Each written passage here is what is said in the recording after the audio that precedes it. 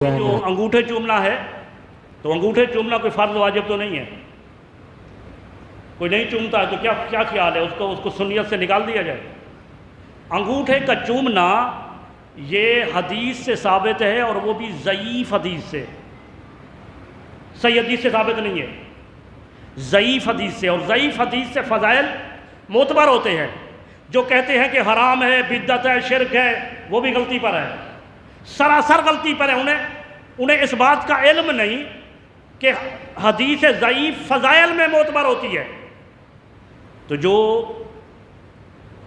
یہ حدیث پاک ہے وہ ضعیف ہے، لیکن چومنا ہمارے ہاں کوئی فرض واجب نہیں. ہمارے ہاں یعنی امام اعظم ابو حنیفہ کا موقف کا یہ ہے کہ انگوٹھے چومنا مستحب ہے. مستحب کوئی چومے گا تو بہتر ہے، اور نہیں چومے گا تو اس پر کوئی